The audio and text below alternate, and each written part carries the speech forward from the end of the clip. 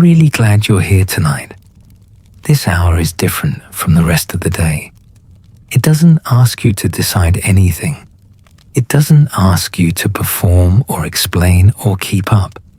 It simply invites you to lie still and let your thoughts move at their own pace.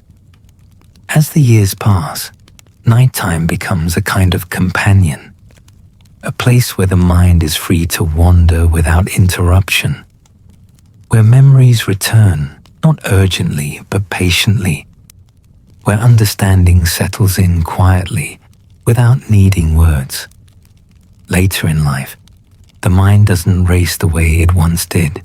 It reflects, it revisits, it connects dots that once seemed unrelated.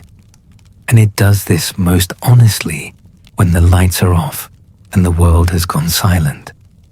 This space is for those thoughts, the ones that don't surface during the day, the ones that arrive only when you're alone with yourself, resting, remembering, and gently making sense of a long, lived-in life.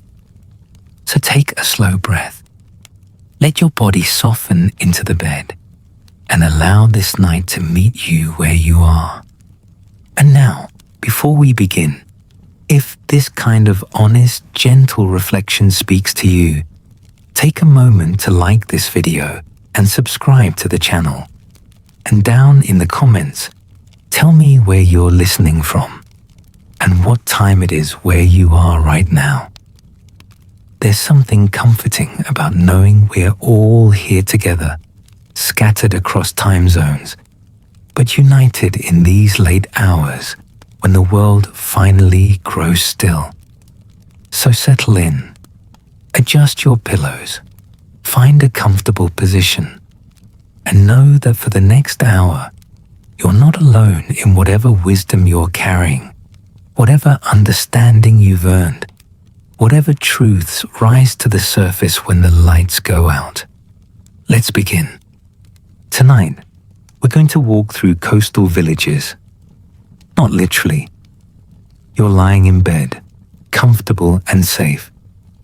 But in your mind, in your memory, in the part of you that understands things through images and metaphors, we're going to explore what it means to live at the edge, where land meets water, where the solid meets the fluid, where home is built knowing the tide will come. The Valdivia people built their villages along the coast thousands of years ago. They knew something about edges, about living in the space between stability and change. They built homes knowing storms would come. They fished in waters that could turn violent without warning. They raised children on shores that shifted with every tide. They created beauty and meaning in a place where nothing stayed exactly the same. Your life has been like this, like a coastal village, built at the edge of things, between what you could control and what you couldn't, between the solid ground of routine and the vast unknown of possibility, between the safety of what you knew and the call of what you didn't. You've spent your whole life building and rebuilding, arranging and rearranging, creating stability in a world that refuses to stay still. Like those ancient villagers, you've learned to live with tides, with cycles, with the constant negotiation between what you've built and what the world brings. Tonight, as you rest here, we're going to trace that pattern. We're going to walk through your life as if it were a coastal village.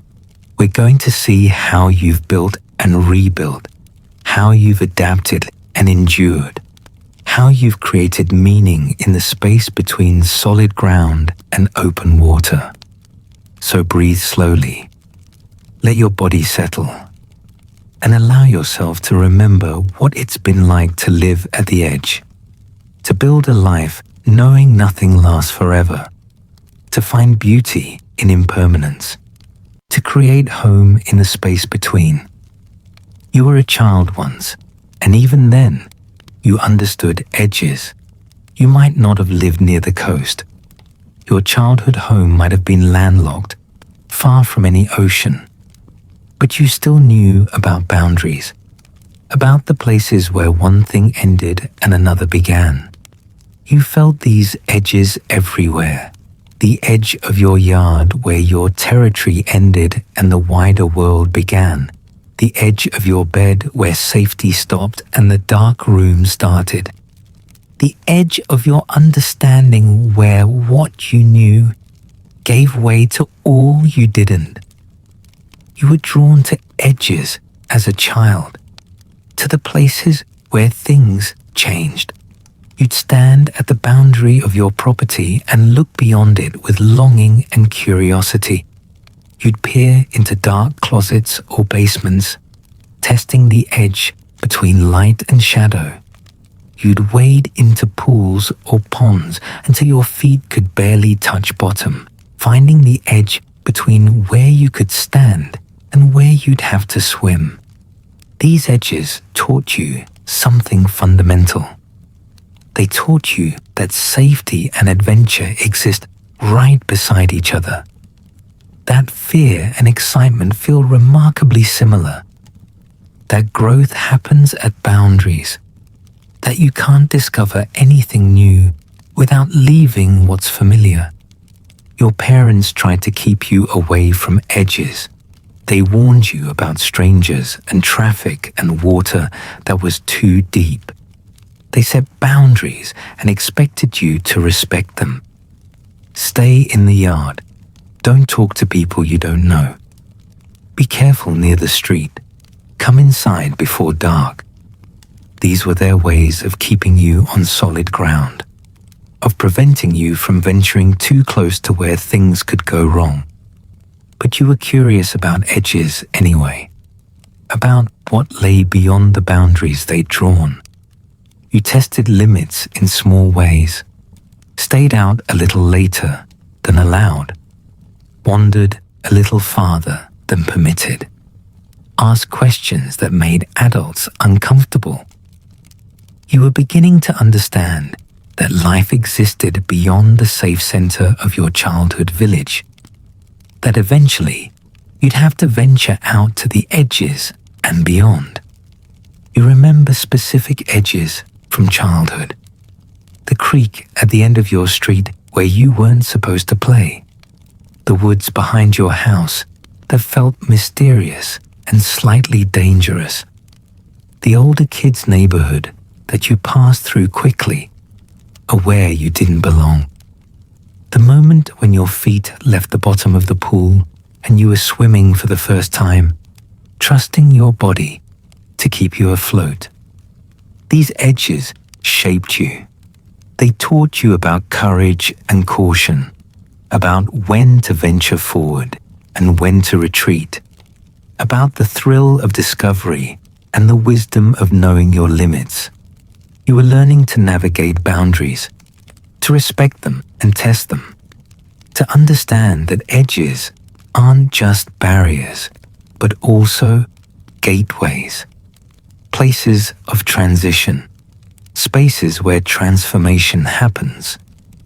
At night, as a child, you'd lie in bed and think about edges, about the world beyond your small experience. You'd wonder what was out there, who you'd become, where you'd go, what you'd discover. The edge of your childhood stretched out before you like a coastline, visible but not fully known, promising but uncertain. You couldn't see what lay beyond it, but you knew instinctively that your life would eventually require you to venture there. Your bedroom was its own kind of coastal village, a small safe place surrounded by the vast unknown of the house at night, of the neighborhood beyond, of the wider world you were only beginning to understand.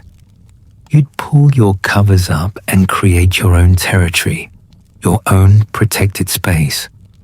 But you'd also listen to sounds from beyond your room, trying to understand the larger world you were part of, trying to map the territory that lay beyond your immediate experience.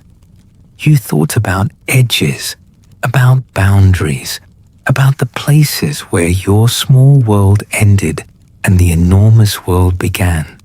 You weren't afraid exactly, but you were aware, conscious that you were living in a temporary shelter, that childhood couldn't last, that eventually you'd have to leave your safe village and venture out to where the waves break, where the solid ground gives way to open water, where real life happens. Then you became a teenager, and suddenly you were standing at the edge constantly, pulled in two directions. One part of you still wanted childhood safety, the predictable routines, the protected space, the solid ground your parents had created. But another part of you was being drawn irresistibly toward the unknown, toward possibility, toward the vast open water of adulthood that lay ahead. You were like someone living in a coastal village who spends all their time staring at the ocean. The village behind you represented everything familiar: your family, your childhood room, the routines and structures that had defined your life. But the ocean called to you, whispered promises of adventure, of freedom, of becoming whoever you were meant to be. You felt restless during these years, confined, like the boundaries that had once kept you safe were now keeping you trapped. You tested every limit, pushed against every restriction. You stayed out past curfew. You said things designed to shock. You took risks that terrified your parents. You were trying to prove something, to yourself and to them, that you were ready for deeper water, that you could handle the waves, that it was time to leave the village and venture out. But you were also terrified. The ocean that called to you also scared you. What if you weren't ready? What if you couldn't swim as well as you thought? What if you ventured out and discovered you were inadequate, unprepared, unable to handle what you'd find in deeper water? These fears kept you up at night, made you anxious, left you suspended between childhood and adulthood, between the safety of shore and the promise of open water. Your body was changing during these years, becoming adult, developing in ways that made you feel both powerful and vulnerable. You were becoming capable of adult things, adult desires, adult actions, but you didn't yet have adult wisdom, adult judgment, adult understanding of consequences. You were standing at the edge between child and adult, and that edge felt impossibly wide, like you'd never successfully cross it, like you'd be stuck in this in-between space forever. You remember the pull of the ocean during these years, how strong it was, how constant. You'd lie in bed at night and feel it like a physical force, drawing you forward, making you restless, filling you with longing for a life you couldn't yet have, for freedom you couldn't yet claim, for experiences that were still just beyond reach. The ocean represented everything you wanted: independence, adventure, romance, discovery, becoming yourself rather than your parents' child, creating your own life rather than living in the one they'd built for you. The ocean was wide and dark and full of possibility, and you wanted desperately to dive in. But you were also still connected to the village, still dependent on your parents for shelter and food and money, still subject to their rules even as you rebelled against them. You'd storm away from arguments and slam doors and declare your independence. But then you would sleep in the bed they'd provided, eat the food they'd bought, wear the clothes they'd paid for. You were trying to be adult while still living as a child, and the contradiction exhausted you. You tested the water during these years, in small ways and big ones. You experimented with identity, with sexuality, with substances, with danger. You ventured out to the edge where the waves break and you tried to prove you could handle it. Sometimes you succeeded. You'd swim out and back and feel triumphant, capable, ready. Other times you got knocked down, overwhelmed, pulled under by currents you hadn't anticipated, and you'd retreat back to shore bruised and scared and angry that the ocean had proven you weren't as ready as you'd thought. Your parents watched all this with fear. They saw you standing at the edge and they wanted to pull you back, to keep you safe, to prevent you from venturing into water that could drown you. Their restrictions intensified during these years. More rules, more warnings, more attempts to keep you on solid ground. But this only made you more determined to prove you could handle deeper water. The more they tried to hold you back, the harder you pulled toward the ocean. You remember specific moments of standing at the edge.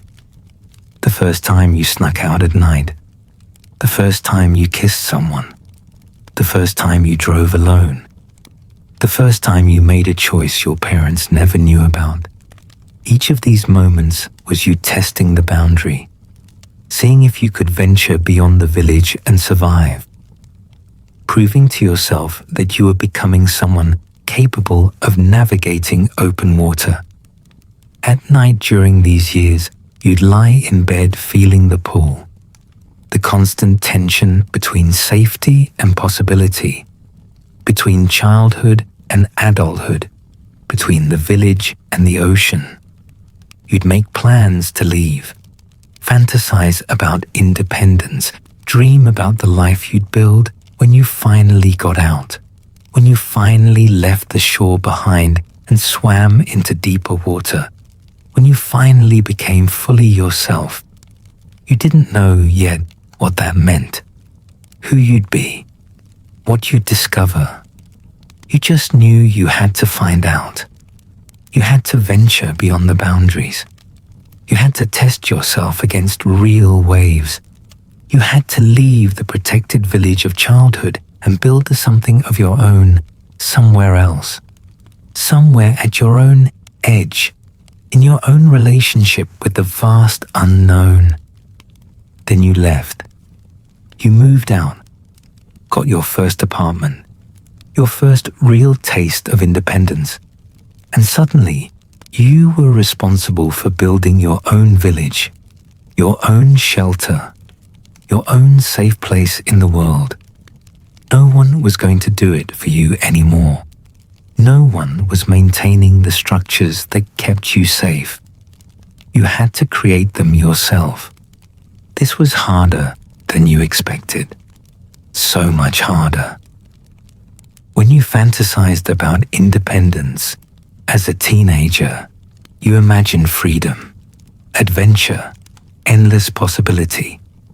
You didn't think much about the mundane work of creating stability, of building and maintaining a life, of being your own protection against the tides. But this is what adulthood required. You had to find a place to live, pay rent, buy groceries, cook meals, do laundry, manage money, go to work even when you didn't want to, handle problems without calling your parents to fix them. You were building a village of one, and it required constant attention, constant effort, constant adaptation. You remember your first apartment, how empty it felt, how big the responsibility seemed.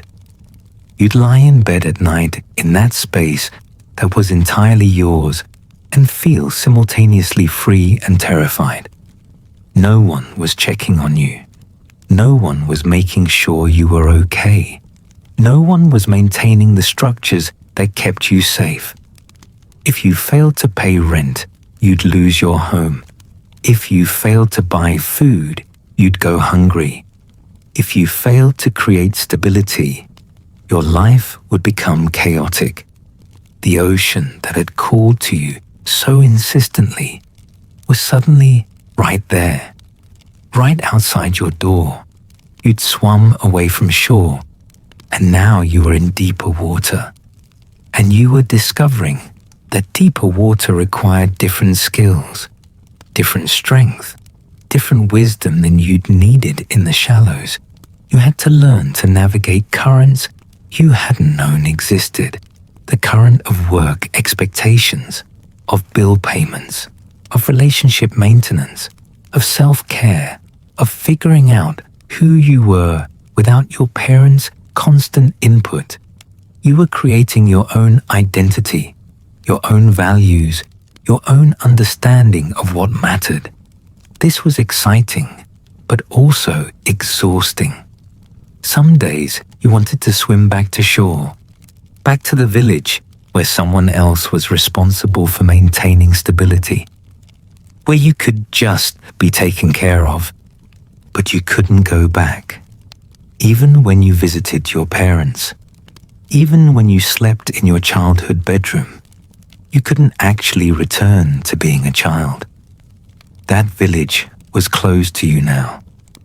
You'd ventured out, and there was no real return, only forward, only deeper into the water, only continuing to build your own small shelter in the world. You made mistakes during these years, big ones and small ones. You built structures that collapsed, made choices that left you vulnerable, trusted people who didn't deserve it, failed to prepare for storms that were predictable if you'd been paying attention. You got knocked down by waves you should have seen coming. You struggled financially, emotionally, practically. You were learning through failure how to build something stable, how to create a life that could withstand normal tides. But you also succeeded. You paid your rent month after month. You kept yourself fed. You showed up to work reliably enough to keep your job. You made friends who became your chosen community. You created routines that gave your days structure. You were building a village. It wasn't much yet. It wasn't impressive, but it was yours. You were creating it through your own effort, and that meant something. At night, you'd lie in bed exhausted from the effort of maintaining your small shelter against the world. You'd feel the weight of responsibility, the constant awareness that if you stopped trying, everything would fall apart.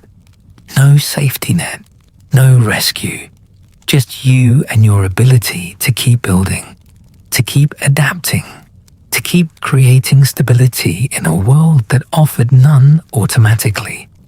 You thought about the ocean differently during these years. It wasn't just exciting possibility anymore. It was also threat, challenge, the force you had to negotiate with constantly, the tides that could wash away what you'd built if you weren't careful. You were learning respect for deeper water, understanding that freedom and danger coexist, that independence requires vigilance, that building a life is work that never ends. You were becoming someone who could survive in deeper water, someone who knew how to swim, how to rest, how to read currents and anticipate storms, how to build small structures that could withstand normal tides. You were becoming capable, not perfect, not invulnerable, but capable enough to maintain yourself, to create a small, safe place in a large, uncertain world. Then someone else entered your village. A relationship that became serious. A person who wanted to build beside you, or with you, or wanted you to join them in what they were building. Suddenly, your solitary village was becoming something shared, and this changed everything about how you thought about edges, about tides, about what it meant to create stability.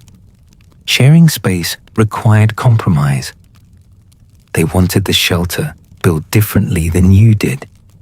They had different rhythms, different needs, different ways of responding to the ocean. You had to negotiate everything: temperature, routines, how to spend money, how to spend time, what constituted safety, what level of risk was acceptable. These negotiations were harder than you expected. You'd built your solitary village to suit exactly yourself. You'd arranged everything according to your preferences, your needs, your understanding of how to live. But now someone else was here with their own preferences, their own needs, their own understanding, and you had to find ways to honor both, to create something that worked for two people rather than one, to build a shared shelter that felt safe to both of you. This required letting go of control, of having everything your way, of perfect independence. You had to trust this other person, trust that they'd help maintain the structures, trust that they'd show up for the work, trust that they'd stay when storms came, rather than abandoning you to handle everything alone. Trust was terrifying. You'd worked so hard to create stability. What if you let someone in and they destroyed it? What if you built together and then they left? But you also couldn't imagine continuing alone. The solitary village had been good for learning, for developing capability, but it was also lonely. You'd lie in bed at night, aware of how much space was empty beside you, how much life you were living without anyone to share it with. The freedom you'd fought so hard for was starting to feel like isolation. You wanted companionship, partnership, someone to build with rather than building alone. So you let them in. You made space. You compromised. You negotiated. You merged your village with theirs or built something new together. And this became your life for years. The shared village, the relationship that became home, the person whose presence changed how you thought about safety and risk and what it meant to live at the edge of things. You learned new things during this time. How to communicate when you felt the foundation shifting. How to repair damage together rather than alone. How to plan for storms as a team. How to honor both your need for independence and your need for connection. How to be vulnerable with someone. How to ask for help. How to give support. How to build something larger than either of you could build alone. At night, you'd lie beside them and feel their breathing, their warmth, their presence, and you'd know that your village was different now, stronger in some ways, more complicated in others. You weren't just responsible for maintaining your own shelter anymore. You were responsible for maintaining the shared shelter, for making sure both of you had what you needed, for creating stability that worked for two. This was harder, but it was also richer, more meaningful, less lonely. You thought about the ocean differently when you had someone beside you. It was still vast, still unpredictable, still capable of bringing storms that could destroy what you'd built. But you weren't facing it alone anymore. When waves crashed against your shelter, there were two of you working to maintain it. When tides threatened to sweep things away, there were two sets of hands holding on. When you were tired, they could take a turn keeping watch. When they were overwhelmed, you could carry more of the load. The shared village required more maintenance than the solitary one, but it also offered more resilience, more resources, more possibility, more joy.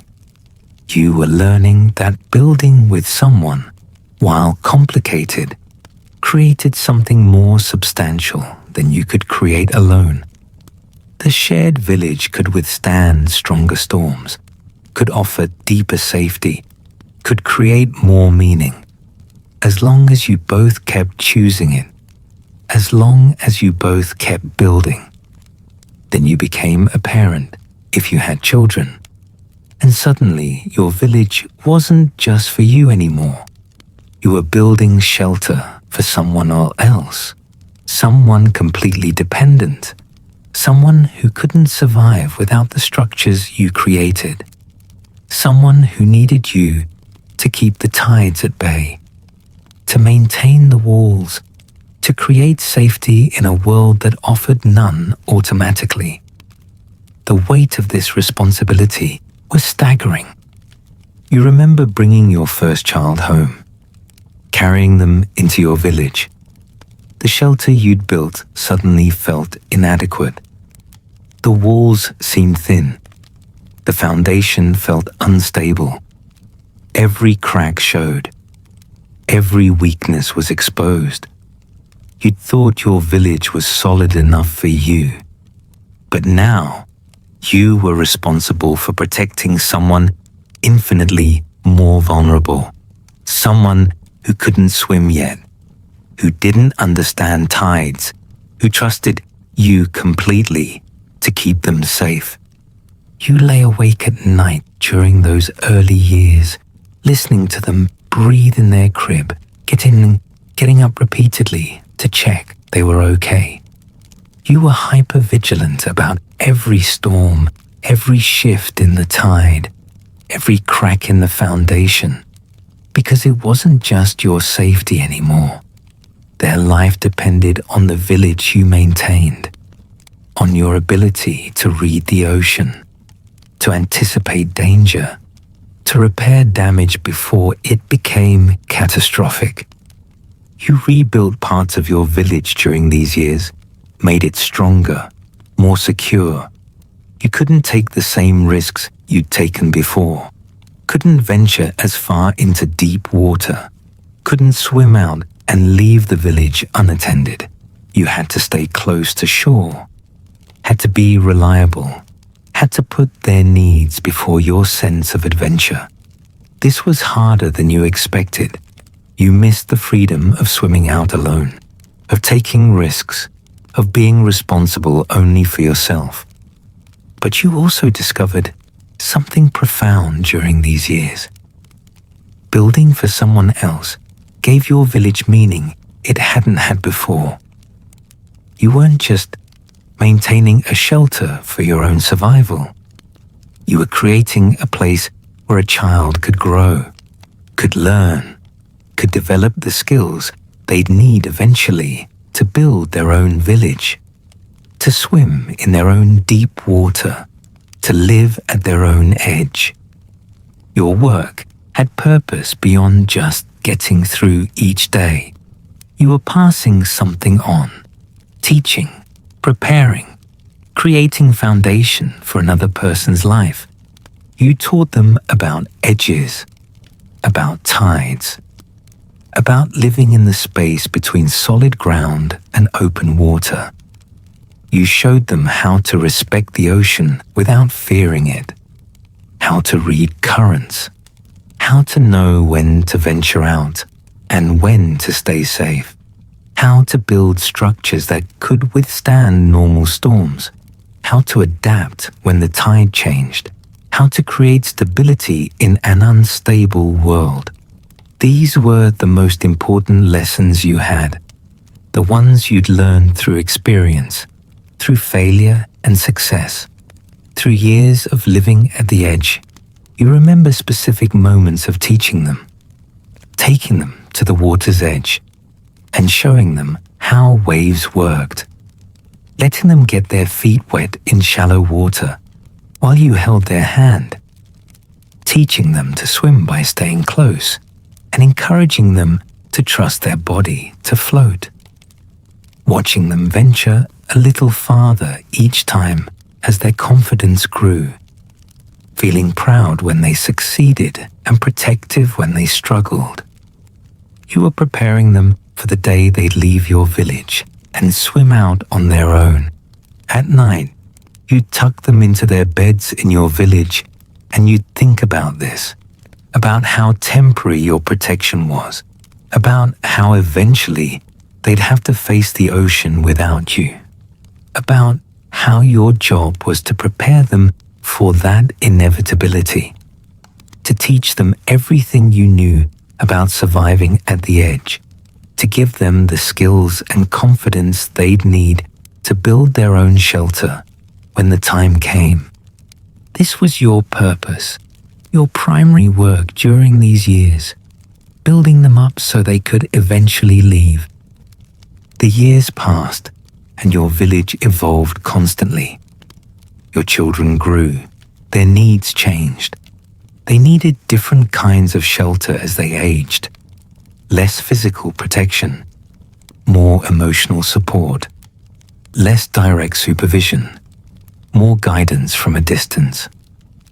You had to adapt continuously, had to rebuild your village to accommodate their changing needs, had to learn new ways of creating safety as they moved from childhood toward adolescence, toward eventual adulthood.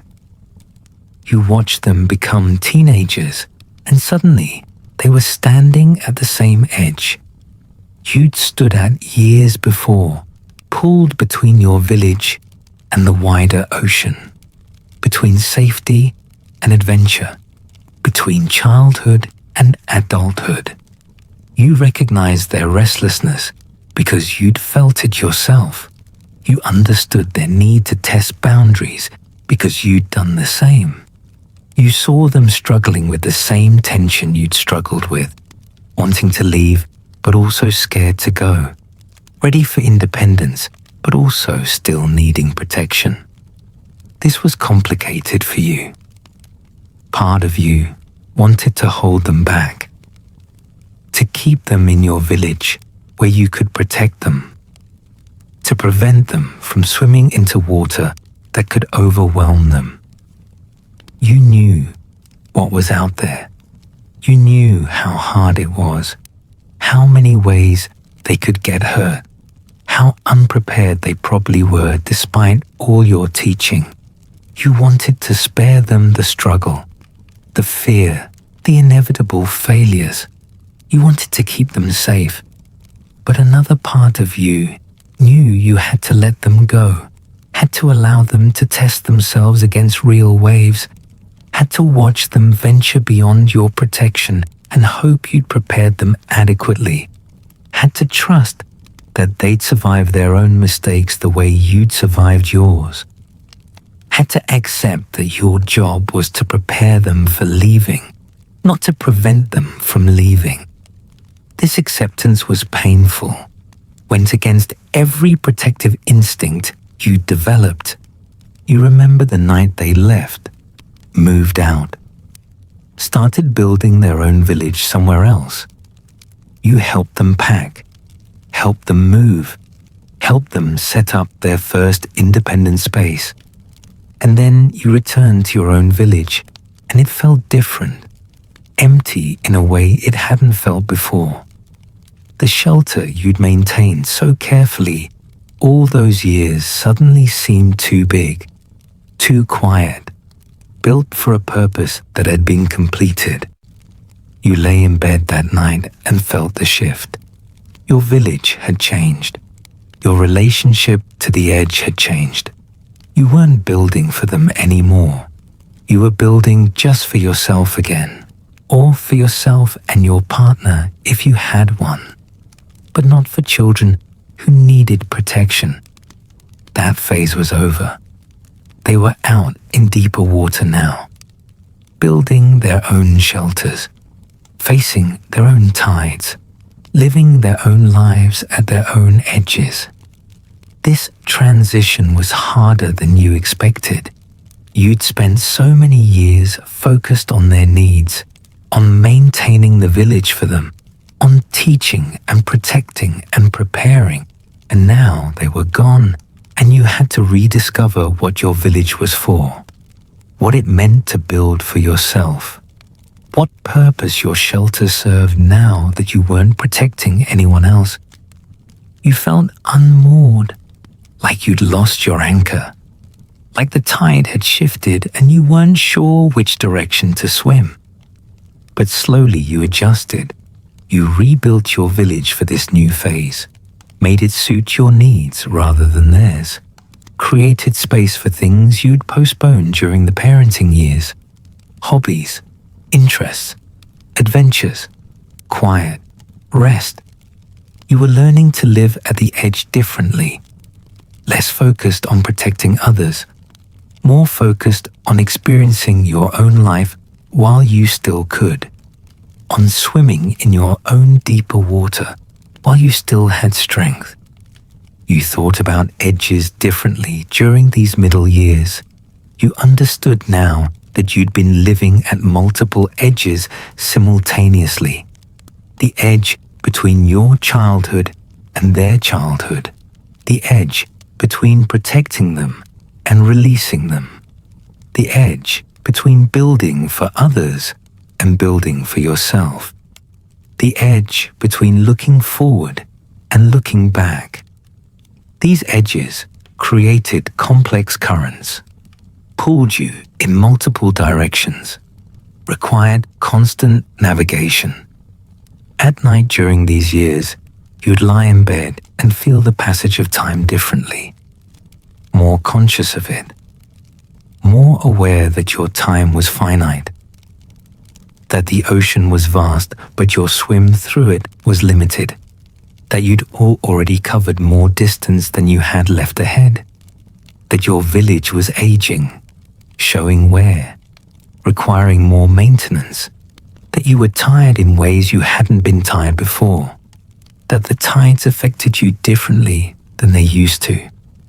Your body was changing during these years, becoming less reliable, less capable. You couldn't swim as far or as fast as you once could. You couldn't maintain the village with the same energy you'd once had. Things hurt that hadn't hurt before.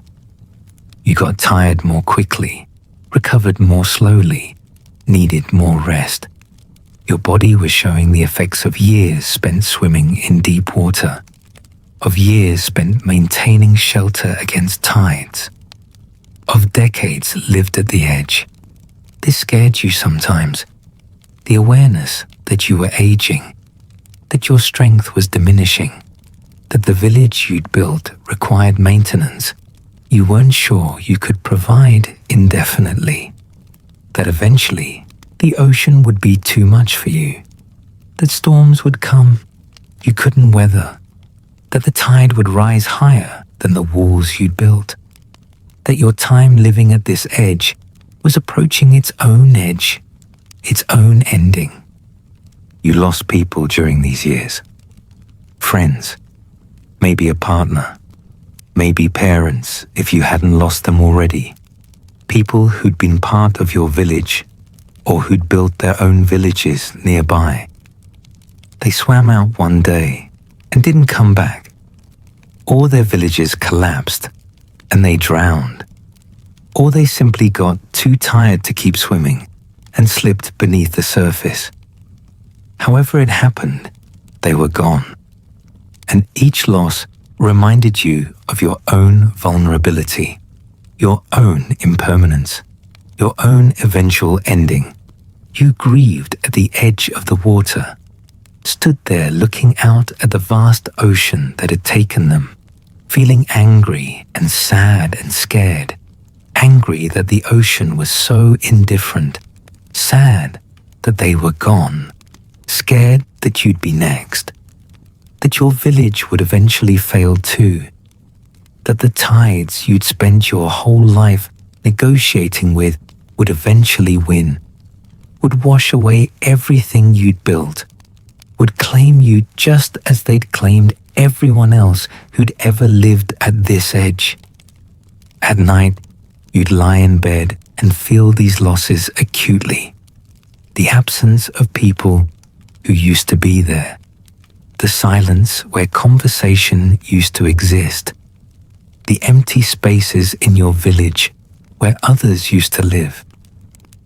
You'd pull your covers up and feel the weight of survival, of being one of the ones still here, still swimming, still maintaining your shelter. You didn't know if this was luck or curse, if surviving longer meant winning or just meant more grief, more loss, more watching others disappear while you remained. But you also found wisdom during these years. Understanding that came only from decades of living at the edge.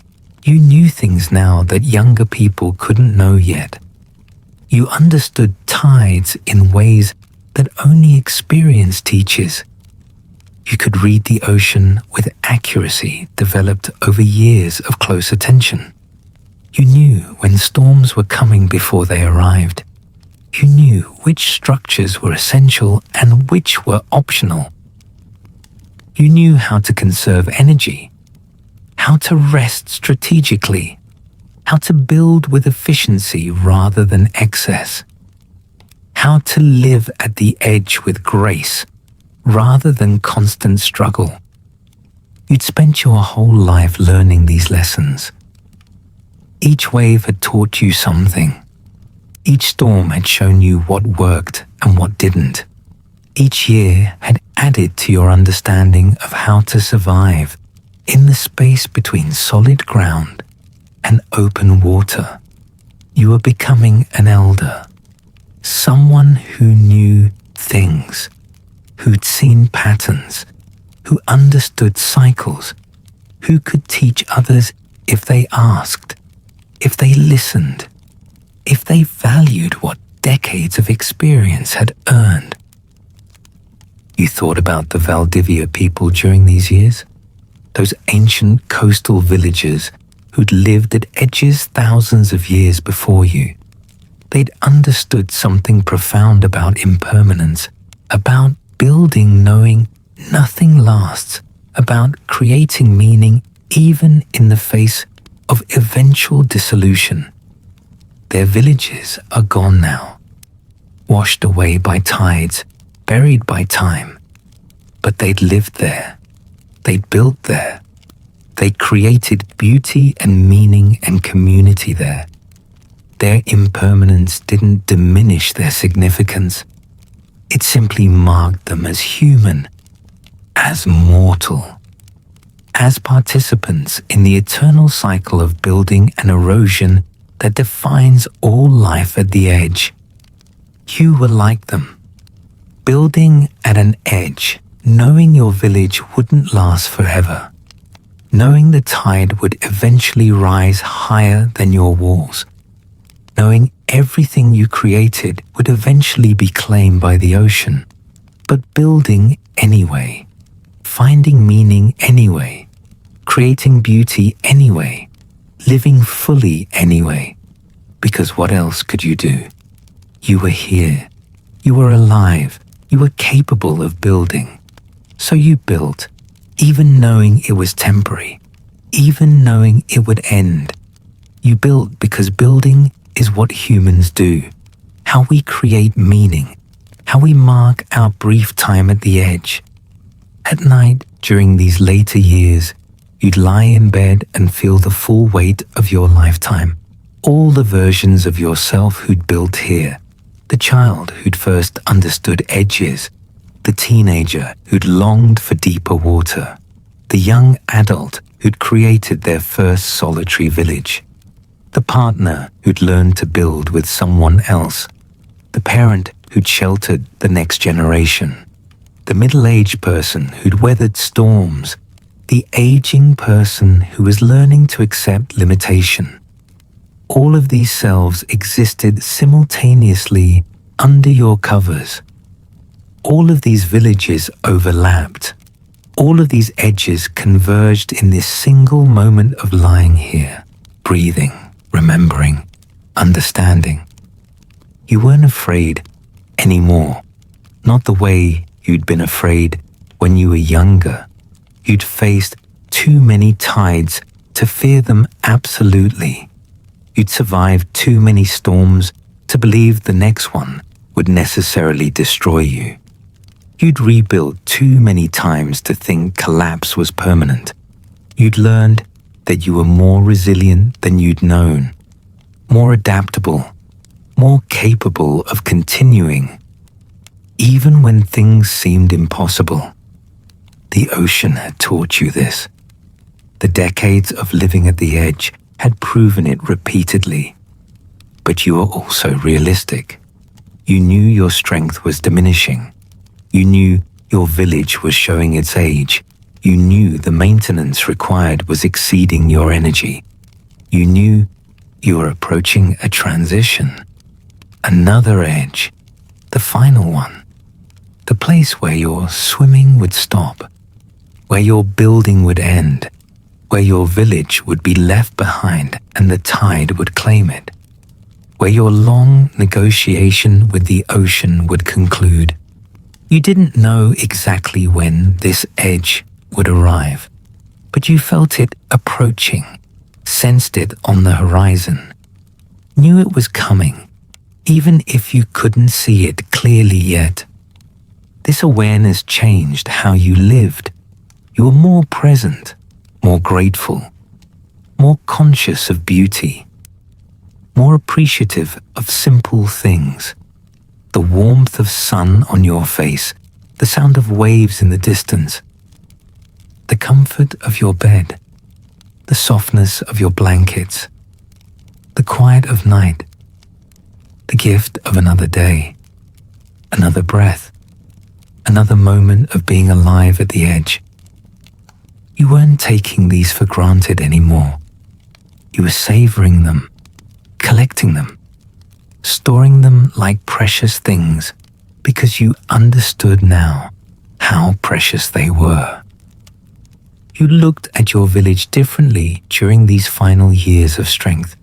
You saw it not just as shelter, but as evidence, proof that you'd been here, that you'd built something, that you'd created meaning, that your life had substance, that you'd participated in the eternal human project of building at edges, of creating stability in unstable places, of making beauty knowing it was temporary, of living fully knowing it would end.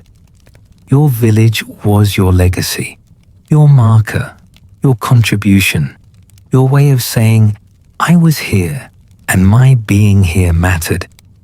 At night now, you lie in bed and you feel peaceful.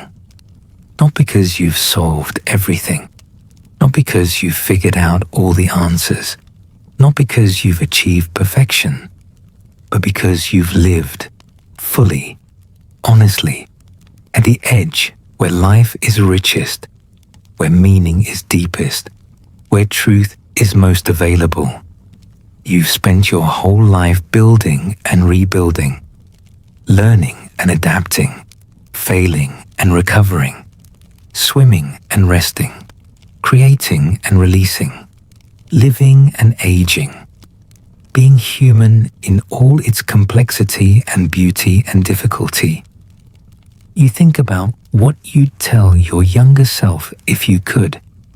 That child standing at the edge, scared and excited. That teenager longing for deeper water. That young adult building their first village. That new parent terrified of responsibility. That middle-aged person weathering storms. You tell them it's okay, that they'll figure it out, that they'll survive, that they'll learn, that they'll become capable, that they'll find meaning, that they'll build something worthwhile, even if it's temporary. That living at the edge, while difficult, is the only way to really live. That safety in the center is an illusion. That real life happens at boundaries. That growth requires risk. That meaning comes from engagement with the uncertain rather than retreat from it. You tell them the ocean is vast and indifferent, but also beautiful. That the tides are relentless, but also rhythmic. That storms are destructive, but also cleansing. That the edge is dangerous, but also generative. That everything worth experiencing exists in the space between solid ground and open water. That coastal villages, while vulnerable, are where humans become most human, where we learn who we are, where we discover what we're capable of, where we create meaning in the face of impermanence.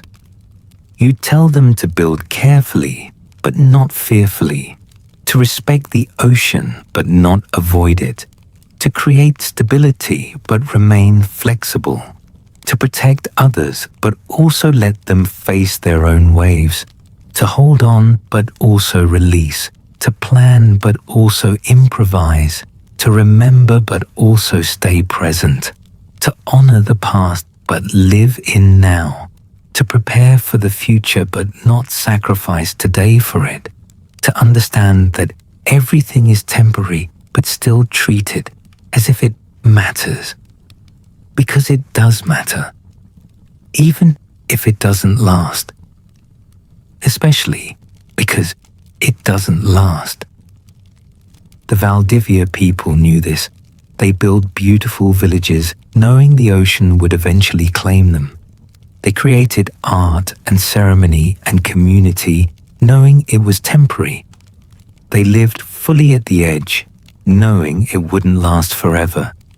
And their villages are gone now, but their understanding remains, passed down through generations, through the archaeological record, through the human memory that recognizes itself in ancient patterns. They were like you, building at edges, creating meaning, living with tides, being human in a vast, uncertain world. You close your eyes now and you feel your village around you, your bed, your room, your home, your life, the structure you've built and maintained, the shelter you've created, the small safe place you've carved out of vast uncertainty. It's not perfect. It's never been perfect. But it's yours. It's real. It's been adequate. It's kept you alive.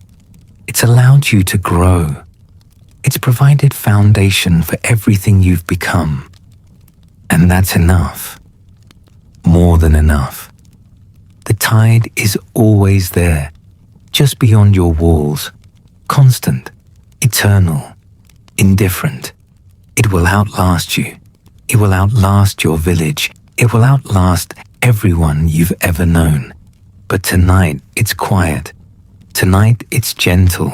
Tonight, it's simply the backdrop for your rest. The rhythm beneath your breathing. The larger cycle you're part of. The eternal pattern of building and erosion that defines all life at edges. You've done your building. You've maintained your village. You've weathered your storms. You've taught what you could teach. You've learned what life at the edge teaches.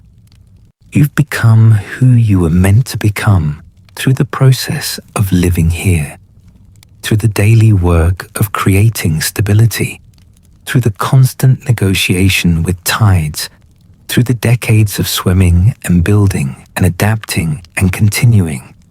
This is what it means to live, to be human, to exist at the edge where everything meaningful happens. So rest now. Let the village you've built hold you. Let the years of work support you. Let the foundation you've created bear your weight. You don't have to maintain anything right now. You don't have to watch for storms. You don't have to read the currents. You don't have to anticipate tides.